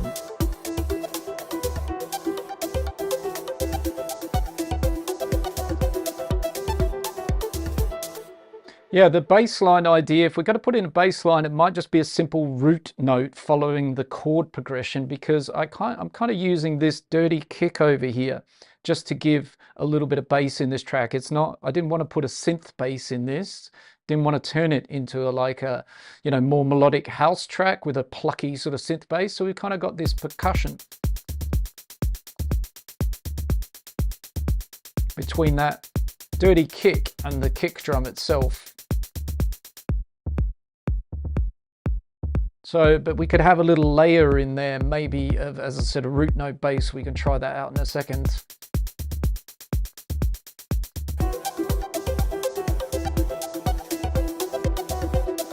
So let's do some housekeeping. We've got an open hi-hat over here. Probably not the final one in the track, I might add. It wants to be much more splashier than that. I mean, I was kind of, I know the sound I'm looking for, but as I said, I just didn't want to spend too much time sifting around for it. But maybe if I just try 808, let's go Command F up there, 808. And we're just looking for something open and splashy. Maybe we'll get a bit more information up here.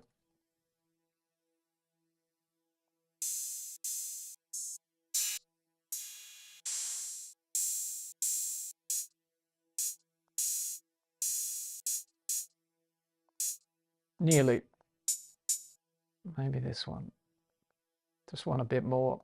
But as I said, we'll fine tune those things later. That's better. Okay, with our piano,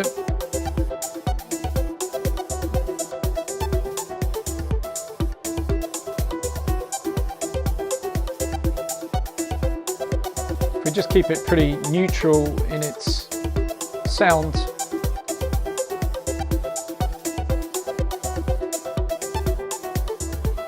we can make it and shape it ourselves a little bit.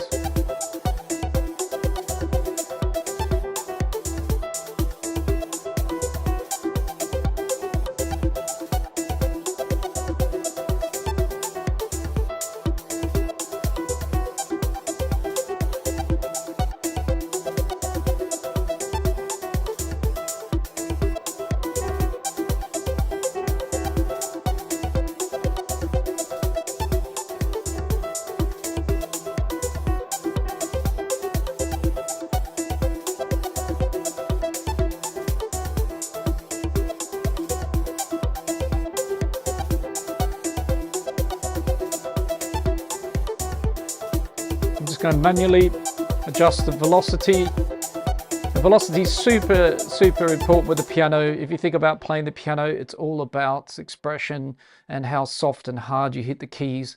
And so I'm sort of trying to input that in here a little bit manually now, and I'm just going to move my loop across till I get the notes sort of sitting how I want.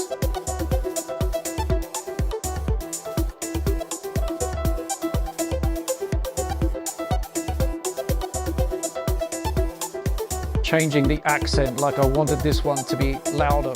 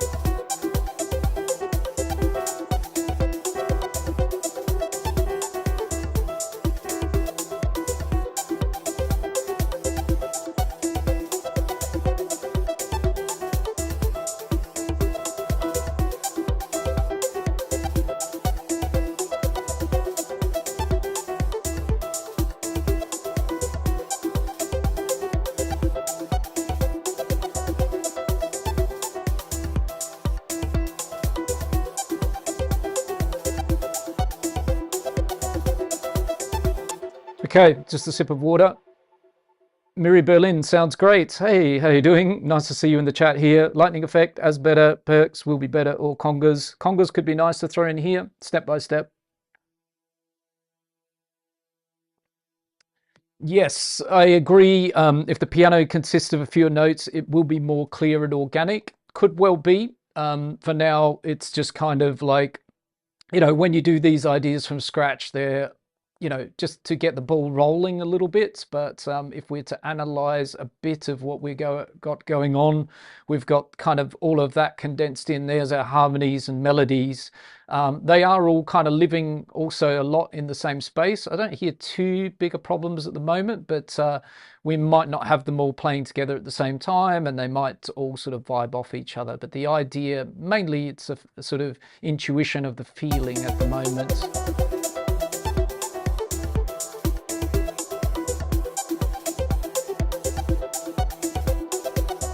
So, you know, if you were to copy the piano down, you might sort of strip it right back, and we might have a conversation that goes on between different parts.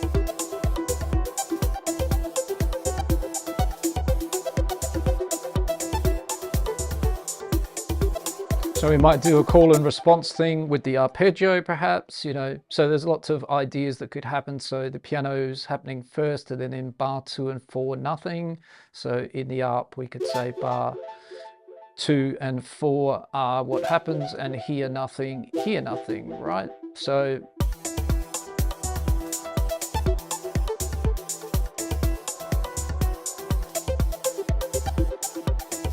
that could be super nice in the intro.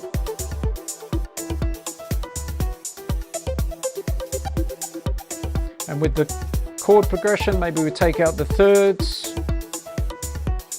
the complementary pads to go with these two clips.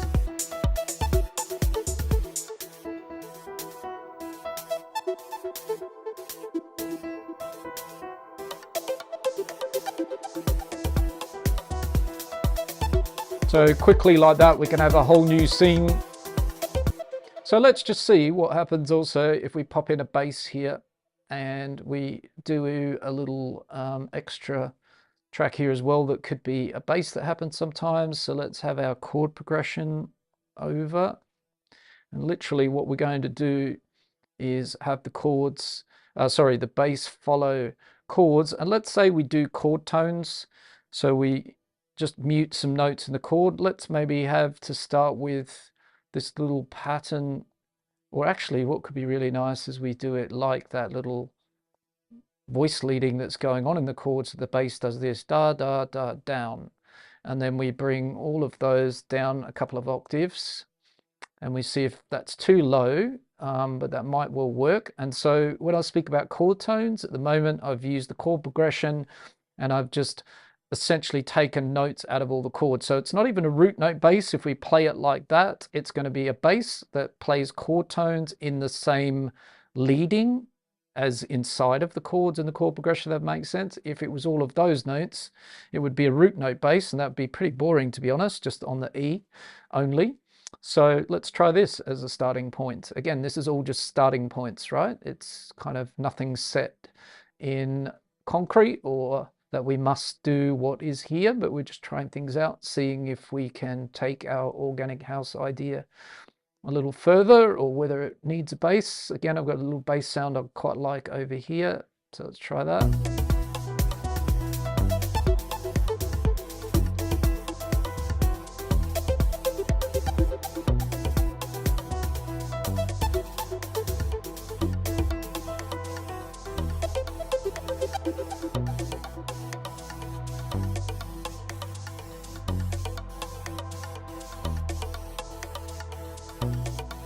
So this could benefit from maybe the same gate that's over on our sequence, again, just to influence the rhythm of this bass. Let's try it.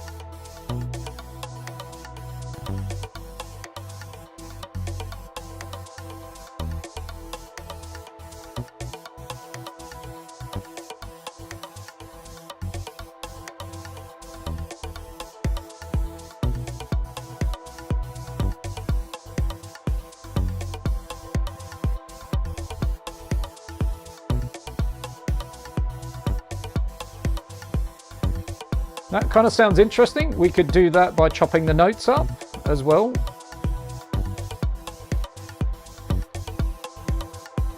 Let's see what synth's in here.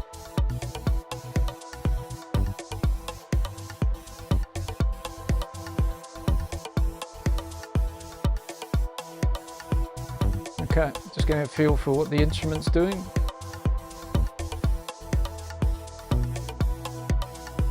So for me, if I was to leave it like that,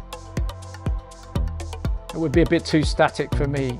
So the gate is interesting, or we could go in here and we could chop the notes up a little bit, so we could impart that rhythm by the notes being sliced up a bit. So by that I mean we could go in here and we could slice them all up like so. Now they're 16ths, but I don't really want that either, because that's too much for me. As I said, didn't want to turn it into like a melodic house or progressive house track. Want to keep it kind of nice and organic.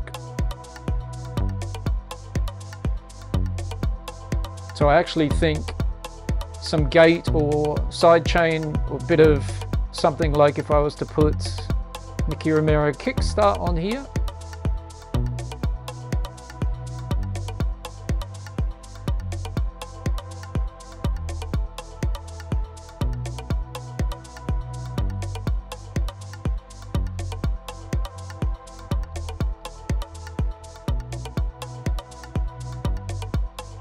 We could also use something like that to get that same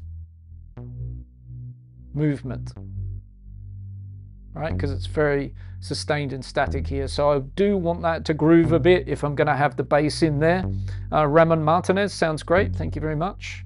Lightning effect, core library, loop, hoop, congas.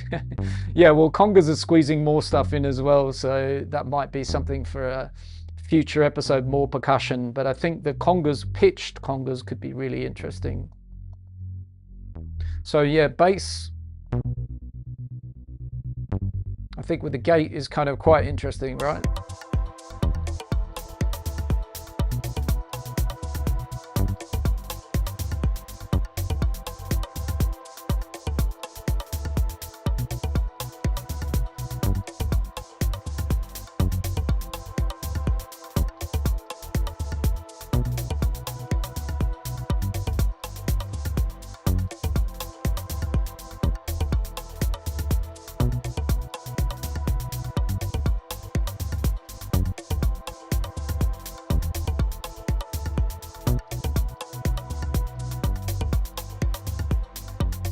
For now, the kickstart.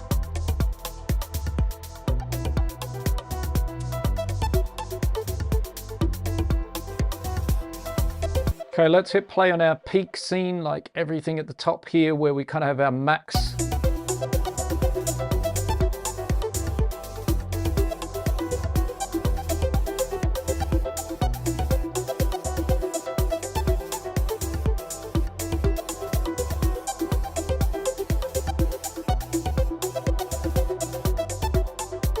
So let's have the piano track, bit of a shootout with my melody with non-piano with a synth instead. Just want to hear what that might sound like as well.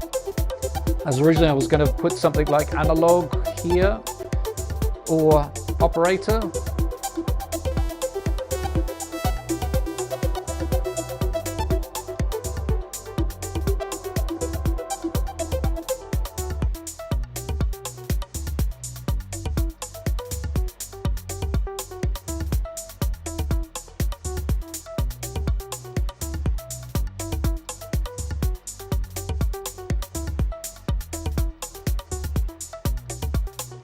More a pluck. This is instead of the piano, right? It's all the work we've done here, but it's now a pluck with a synth instead of the piano. So either or, layered, all sorts of options, but this is kind of what I was thinking in the beginning.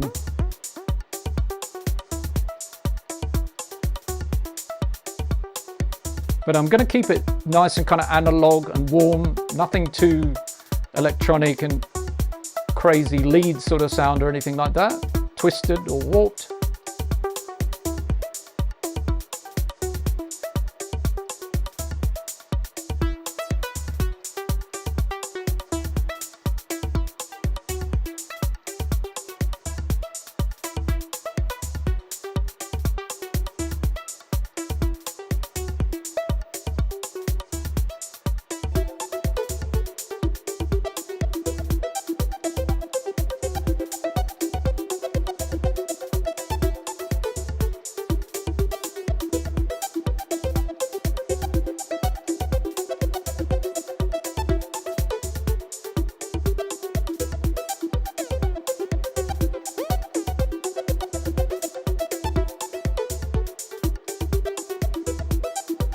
There we go, starting to get there. Let's layer this with an operator as well.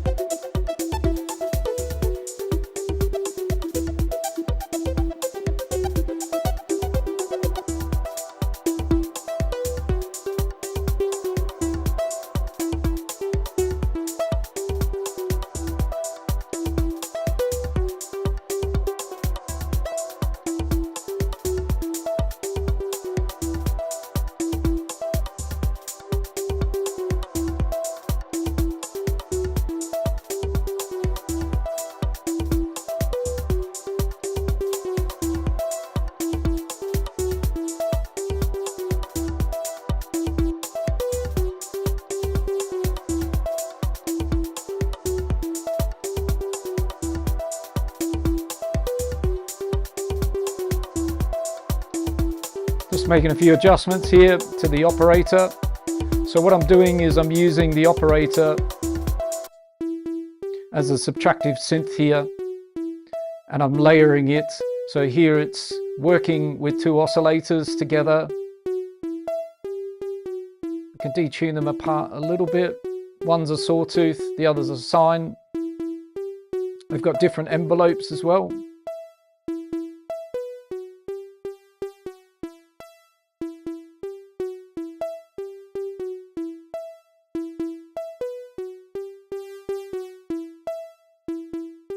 So they're adding different things to the layer, and then the analog.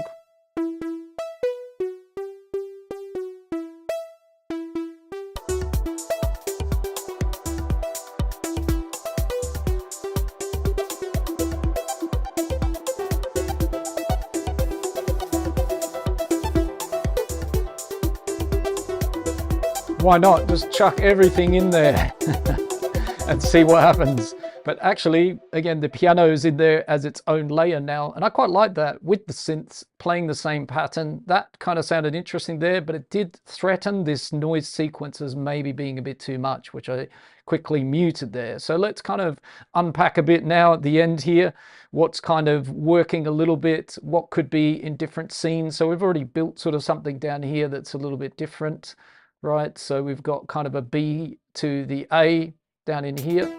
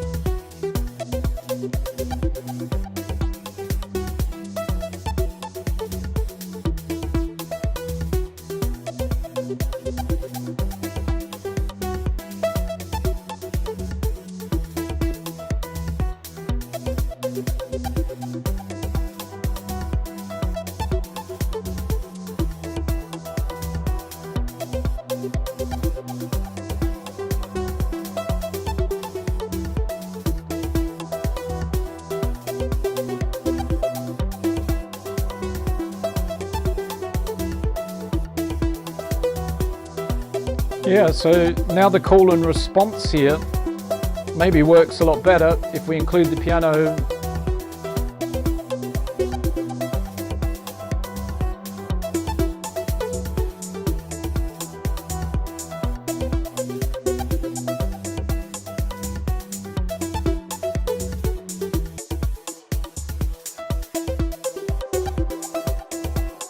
The one for me that I think is feeling a little bit forced is the bass. That needs work. So if I was going to save this up and work on it tomorrow, I'd definitely be looking at this bass. It doesn't, as I said, we don't have to have a bass, but this, I don't have a problem with the pattern. The synth is okay, but currently it's a bit unnecessary. But maybe again, if I started to arrange the track, I would find a home for it and I would adjust it a bit and make it fit. But in terms of harmonically, what we've got going on over here, I think, and then the drums, we've got kind of like some good things to work from. So if we take out kind of all the melodic stuff for a moment, our drum kit more or less, and the sequence over there. So we can add some things to that, but it's already a nice kind of groove. We don't have a clap at the moment, right? So a nice kind of layered up clap in here could be a good asset to have, you know, so not entirely necessary, but it could be nice. And I might work again on all of these drum sounds. They're very raw at the moment, so we could well be layering up lots of the sounds to get them to sound the way I want.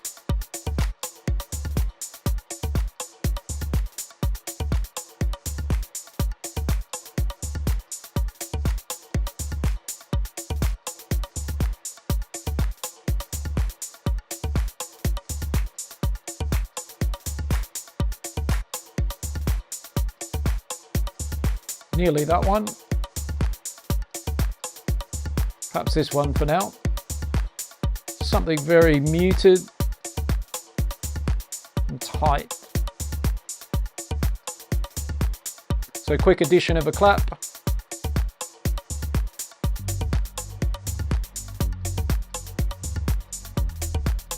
Bass, as I said, work in progress. But then if we start to bring in our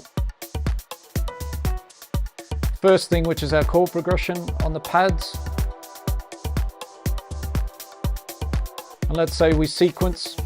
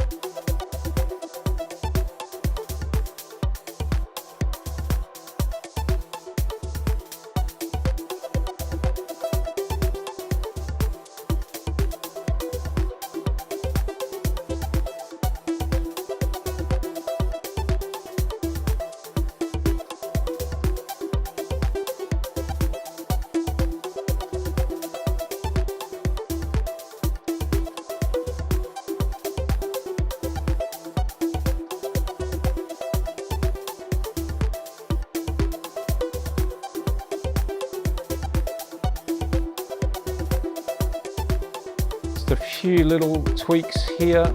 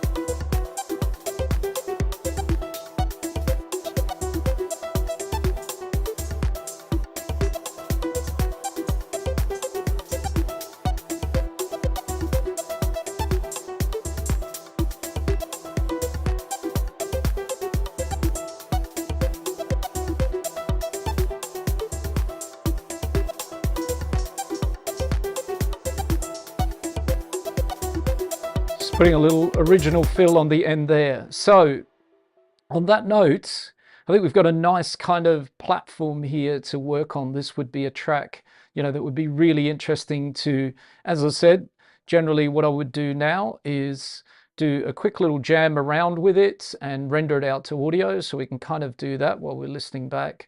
So we can kind of pop over into the arranger, make sure there's nothing in here, and then we could hit stop for a second and then hit record.